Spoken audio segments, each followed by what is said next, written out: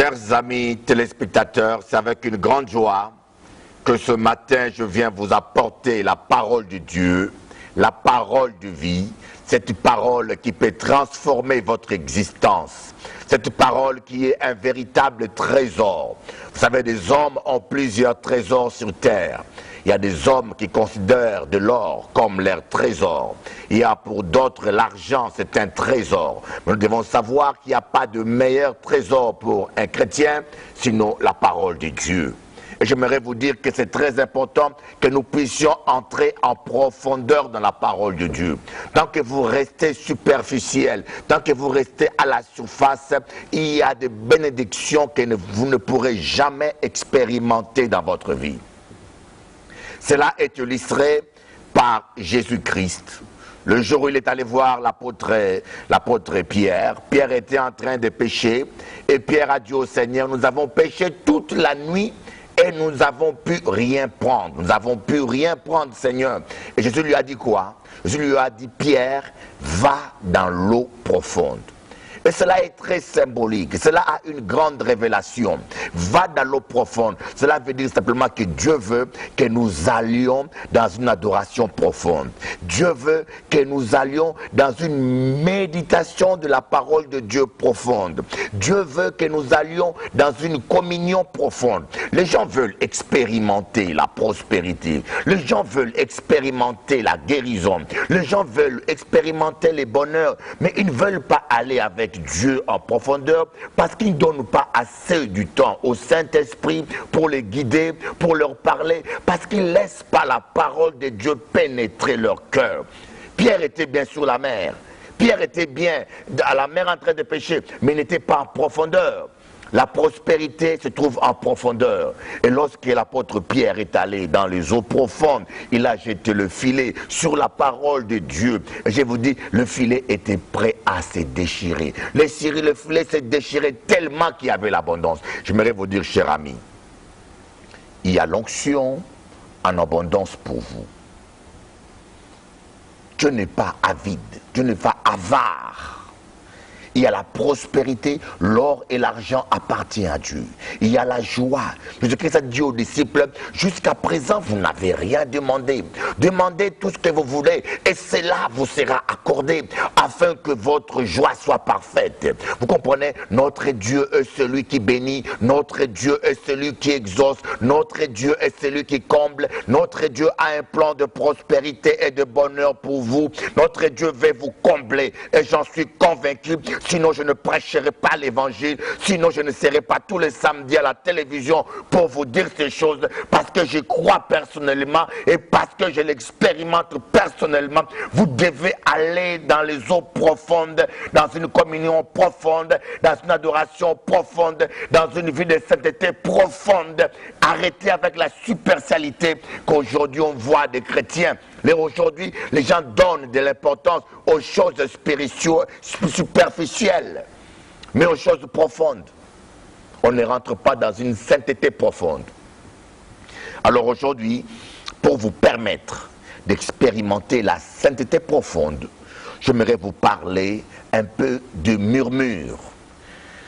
Le murmure est une forme de contestation. Murmure, c'est contester. Le murmure amène aux critiques. Le murmure, c'est contester Dieu quelque part. Et des fois, nous voyons plusieurs formes de péché dans nos vies aujourd'hui. Nous avons une notion, un non réel du péché. On considère le péché, moi j'ai vu des chrétiens qui sont venus me dire, mais pasteur, ma vie est en règle, je ne suis plus en concubinage, je ne bois plus, je ne m'enivre plus, je ne tape plus ma femme, oh ma vie est en règle. Mais la personne pense que s'énerver tout le temps c'est normal, murmurer ce n'est pas grave, on appelle ça des péchés mignons, des péchés familiers, des péchés propres, des péchés mignons, de péchés familiers, je dirais même des péchés propres. Parce que parfois, ces gens peuvent avoir toujours l'air de sainteté, une apparence sainte. Ils peuvent avoir sincèrement et consciemment une apparence sainte, mais ils ne savent pas que dans leur cœur dort une forme de murmure, une forme de rébellion, une forme de haine, une forme de jalousie, une forme d'envie qui peut ronger et détruire toute leur vie spirituelle. C'est comme les termites.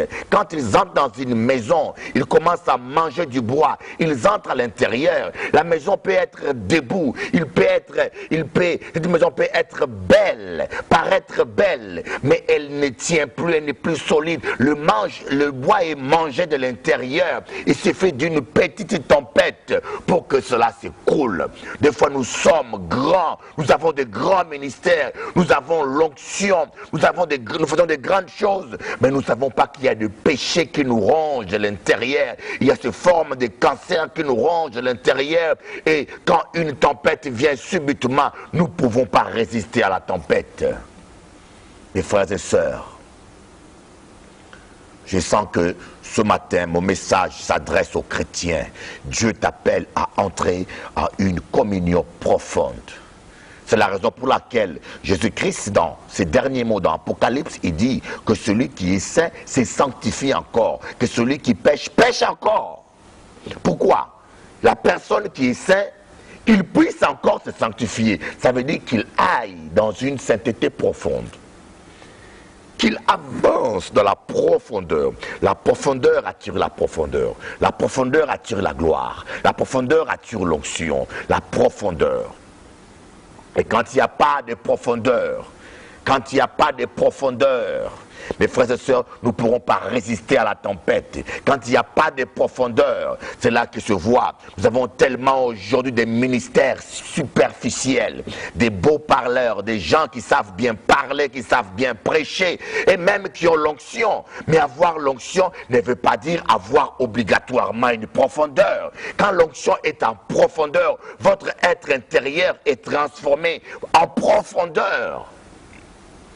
Aujourd'hui, vous voyez des gens qui s'appellent pasteurs, qui vivent dans la haine, dans la rivalité, dans la méchanceté, et qui vous font même des choses qu'un païen ne peut pas faire. Donc cela, moi je dis aux gens, ne vous fiez pas aux hommes, ne vous confiez pas aux hommes, au malheur à l'homme qui se confie à l'homme. Confiez-vous seulement à l'Éternel. Votre pasteur est un homme, il peut vous décevoir. Moi, j'ai mes amis pasteurs qui m'ont trahi, qui m'ont déçu. Mais gloire à Dieu, parce que Jésus-Christ, le Fils de Dieu, m'a jamais trahi. Jésus-Christ, le Fils de Dieu, m'a toujours aimé. C'est pour cela, moi, je l'aime et je continue à le servir. S'il fallait regarder à ce que m'ont fait mes amis pasteurs, je peux vous dire, je ne prêcherai plus l'évangile.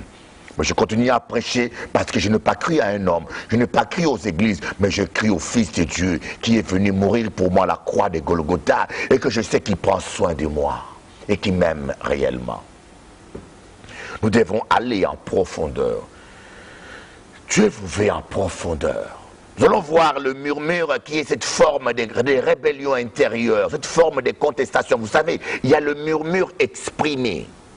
Le murmure qui est exprimé verbalement se repère facilement. Quelqu'un qui critique, quelqu'un qui calomnie, et ces murmures-là qui ne s'expriment pas verbalement contaminent les gens, détruisent, je vous dis, ça détruit beaucoup de choses. Et parfois, quelqu'un qui a l'amertume dans le cœur, le diable s'accapare de lui, le diable s'accapare de sa bouche pour tuer toutes les âmes autour de lui, pour infecter les gens autour de lui. Mais parfois, la personne, il est sincère avec lui-même. Il a une douleur qu'il exprime. Il a une douleur qu'il exprime, mais ce n'est pas en murmurant, en critiquant que tu vas guérir cette douleur. La seule manière de guérir la douleur que vous avez intérieurement, c'est d'aller au pied du Seigneur. Je vous autorise de critiquer votre pasteur. Je vous autorise de médire de votre pasteur, mais pas devant les hommes, mais devant votre Dieu.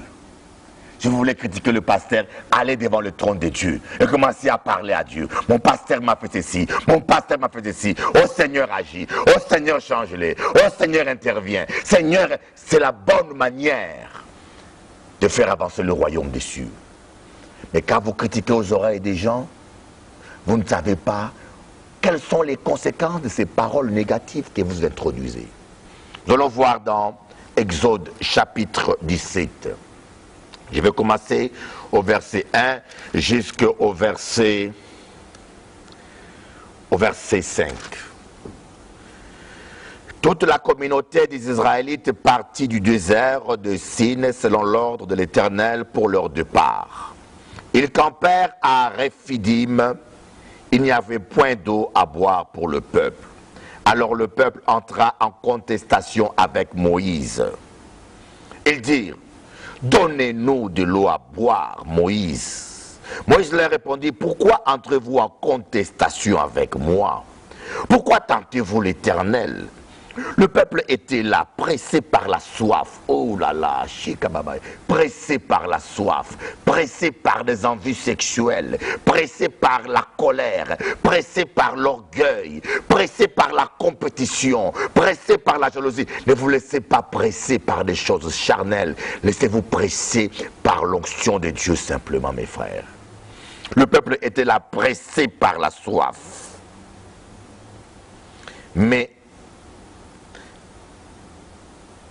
Et le peuple murmurait contre Moïse. Il disait: pourquoi nous as-tu fait monter hors d'Égypte pour nous faire mourir de soif, moi, mes fils et mes troupeaux?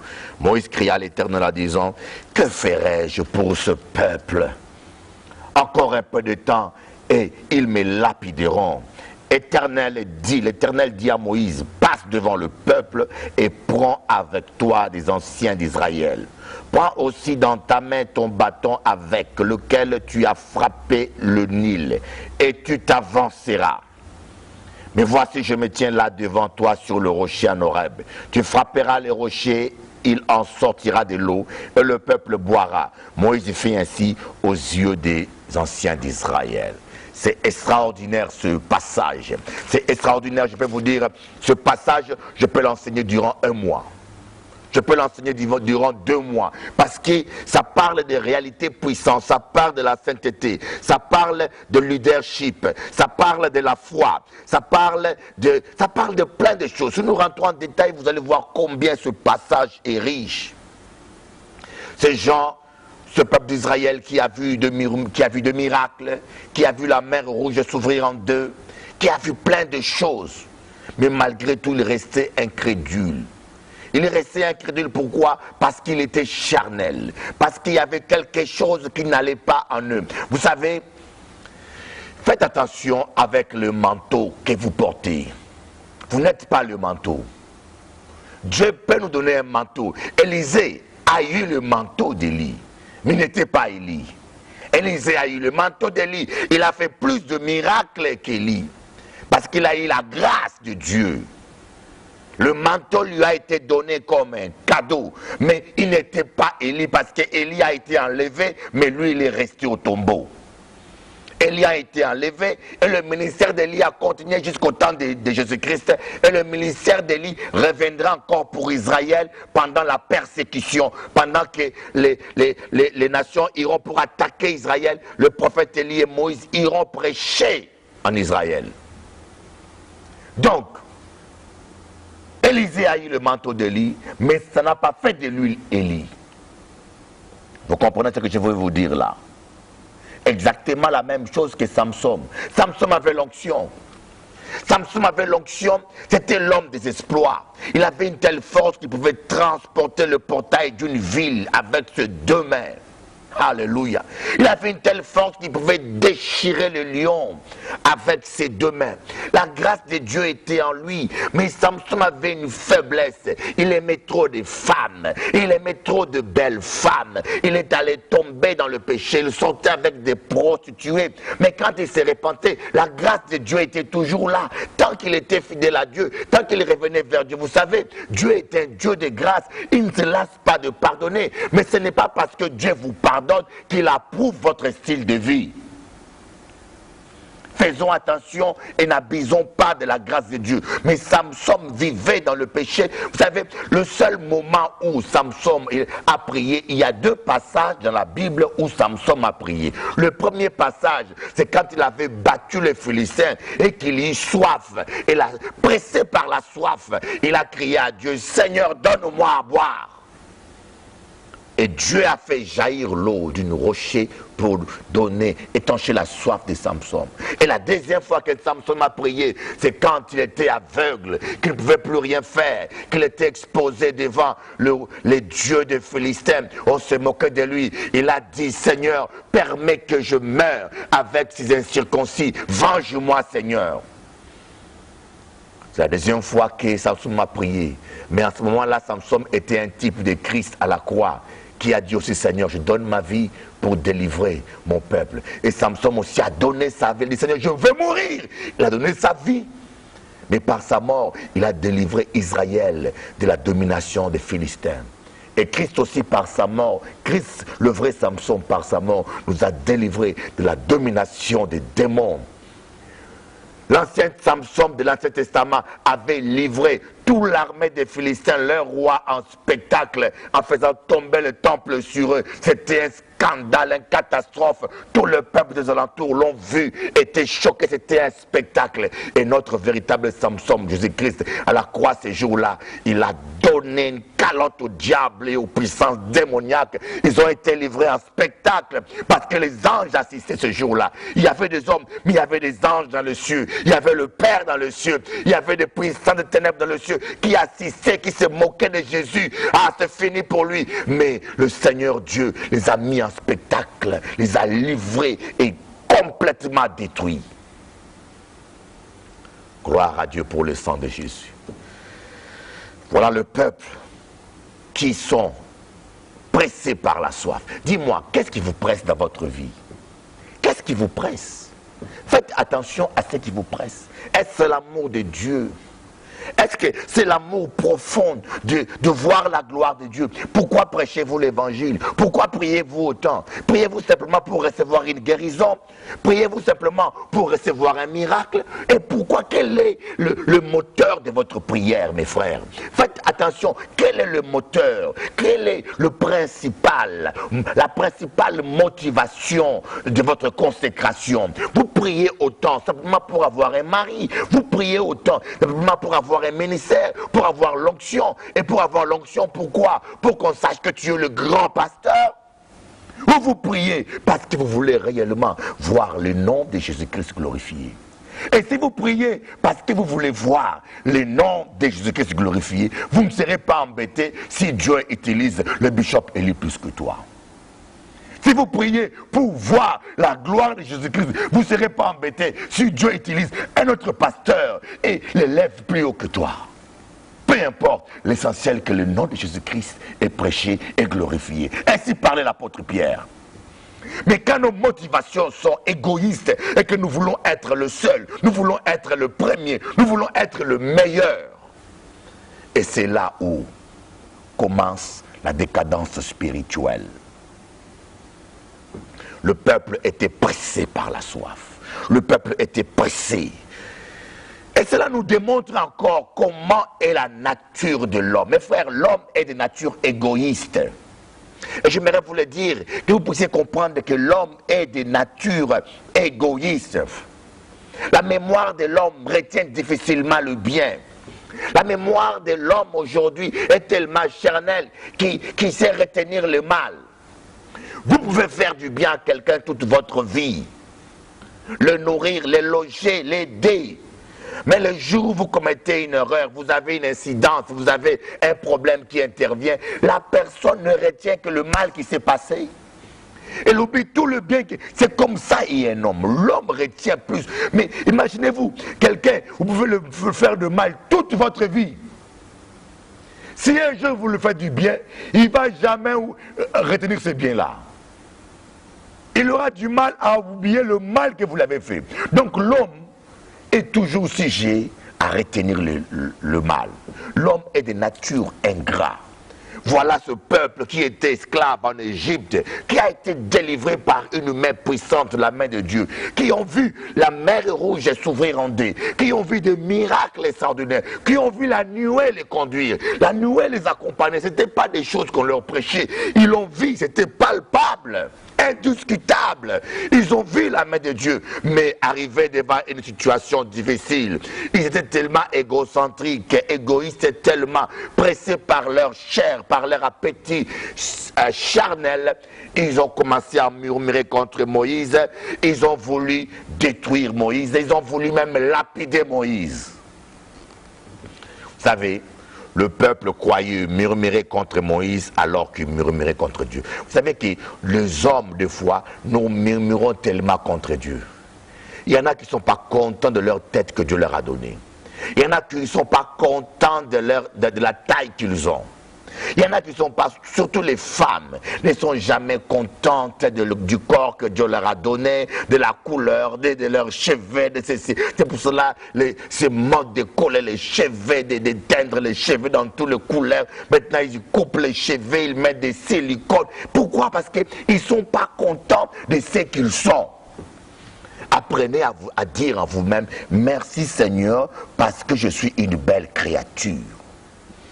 Parce que tu es mon créateur, je te remercie pour ce que tu as fait pour moi. Nous savons simplement réclamer à Dieu ce qu'il n'a pas encore donné. Mais nous ne savons pas lui rendre grâce pour ce qu'il a déjà fait dans notre vie. Apprenons à rendre grâce à Dieu pour ce qu'il a déjà fait dans ta vie. Apprenons à dire merci Seigneur pour la vie. Parce qu'il y en a qui ne sont pas encore vivants aujourd'hui. Merci Seigneur, je respire, je peux encore manger. Merci mon Dieu. Avant de lui demander une voiture, remercie-le pour le vélo que tu as déjà. Avant de lui demander une grande maison, remercie-le pour le petit appartement que tu as. Apprenons à reconnaître Dieu dans les petites choses. Apprenons à lui rendre grâce. Apprenons à nous contenter de ce que Dieu nous donne, sachant que le meilleur vient demain, parce que Dieu nous appelle à prospérer de plus en plus, à avancer de gloire en gloire et de succès en succès. Soyons un peuple reconnaissant. Dieu a besoin d'un peuple reconnaissant, qui sait lui rendre grâce, qui sait reconnaître ses bienfaits, qui sait le remercier, qui sait témoigner. Des fois, nous parlons tellement de ce que le diable fait. Le diable m'a fait ceci, le diable. Mais nous oublions ce que Dieu a fait. Nous parlons plus du diable aujourd'hui que de Dieu. Les chrétiens aujourd'hui, tout le temps, le diable a fait ceci. Les sorciers m'ont fait ceci. Les démons. Qu'est-ce que Dieu a fait pour toi, mon ami? Dis-nous un peu ce que Dieu fait dans ta vie. Même les petites choses, témoigne-le. Voilà le peuple ici qui est en train de murmurer contre Moïse, loin de Dieu, l'homme de Dieu. Arrêtez de murmurer. Le murmure détruit votre foi. Le murmure détruit la vie chrétienne. Le murmure, voyons voir dans Ecclésiaste. J'aimerais partager avec vous un passage que j'aime bien dans Ecclésiaste, chapitre 7, le verset 9. Que dit Ecclésiaste, chapitre 7, le verset 9? Ne te presse pas d'être mécontent dans ton esprit, car le mécontentement repose dans le sein des insensés. C'est puissant ça. Ne te presse pas d'être mécontent dans ton esprit, car le mécontentement repose dans le sein des insensés. Le mécontentement. Ça étouffe la vie de l'Esprit de Dieu. Ça étouffe l'onction de Dieu. C'est la raison pour laquelle vous allez voir l'apôtre Paul, qui était un homme de prière. L'apôtre Paul s'est permis de dire, je sais que je parle en langue plus que vous tous. Il a dit aux Corinthiens, je parle en langue plus que vous tous. Parce que l'apôtre Paul savait que lorsqu'on parle en langue convenablement et qu'on est un homme de prière convenable, il y a une différence entre vous et tout le monde. Vous ne pouvez pas être un homme de prière et que quand on voit votre vie, on voit votre marche chrétienne, on ne voit pas la différence. Voilà pourquoi il y a beaucoup de chrétiens, même adventistes ou baptistes, qui ne croient pas parler la langue, parce que parfois ils ne voient pas la différence. Mais il faut que les autres chrétiens puissent voir que cette personne-là parle en langue, il croit parler en langue, il a quelque chose de plus que moi, il y a une onction de plus, il y a quelque chose de plus. Et comme aussi je voudrais avoir ce qu'il a, il faut aussi que je demande qu'on m'impose le main pour que je parle en langue. Voyez voir dans 1 Timothée chapitre 2, le verset 8. 1 Timothée chapitre 2, le verset 8. Que dit l'apôtre Paul? Je veux donc que les hommes prient en tout lieu, en élevant de mains pures, sans colère ni contestation. Wow! en élevant de mains pures, sans colère ni contestation. Parce que l'apôtre Paul savait que vous pouvez lever les mains comme vous voulez. Ici, ils sont purs, c'est bien. Mais il faut qu'ils soient purs et qu'ils soient aussi sans colère et sans contestation. Mais ce qui se passe aujourd'hui dans nos églises, nous avons trop de gens qui sont en train de se contester, de murmurer, murmurer contre les chaises, murmurer contre le soleil, murmurer contre l'église, murmurer contre la musique, murmurer, mais attends, vous savez, il n'y a pas d'église parfaite, il n'y a pas de pasteur parfait, il n'y a pas des hommes parfaits. Apprenez simplement à intercéder au lieu de murmurer. Parce que tu crois, parce que quand quelqu'un murmure, parce qu'il ne croit pas à la puissance de la prière, parce que moi je crois que ma prière peut changer, ma prière peut transformer, ma prière peut restaurer. Je me rappelle du pasteur Yonggi, un homme de Dieu que moi j'admire. Moi j'admire des hommes de Dieu comme Yonggi, parce que quand je vois leur simplicité, il a 1 million de membres, il est tellement simple. Et quand je vois certains pasteurs qui ont à peine 200 membres ou à peine 50 membres, qui ont une tête gonflée plus qu'un ballon, plus que les oreilles d'éléphant, je dis mon Dieu, mon Dieu, mon Dieu, ah mon Dieu! Mais cet homme-là, il est tellement simple que je dis, Seigneur, bénis sur cet homme-là, qu'il soit béni encore. Mais c'était un fainéant au début de son ministère. Yonggi était un fainéant. Il dormait tout le temps.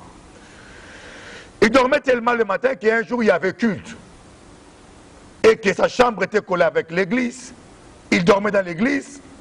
Et le culte a commencé, il était en pyjama, il ne savait pas que le culte avait commencé. Et quand il s'est réveillé, il a regardé, c'était l'heure de prêcher, il a paniqué, il est rentré en pyjama en plein culte.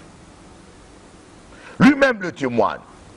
Mais sa belle-mère, Yonggi était marié avec une belle-mère, wow. Sa belle-mère l'aimait, c'est pas sa mère, mais sa belle-mère. Sa belle-mère l'a regardé, sa belle-mère est allée au cimetière. Vous savez, il y a des gens qui prient. Il y a des gens qui prient. Au lieu de critiquer toutes les paroles que tu investis dans les critiques, oriente-les vers la prière. Sa belle-mère a creusé un trou en plein hiver. Il est rentré dans le cimetière, dans un trou dans la montagne. Il s'est mis à pleurer. 40 jours de jeûne, mes frères. 40 jours. Moi, quand j'ai fait des jeûnes, j'ai fait certains longs jeûnes, mais je peux vous dire...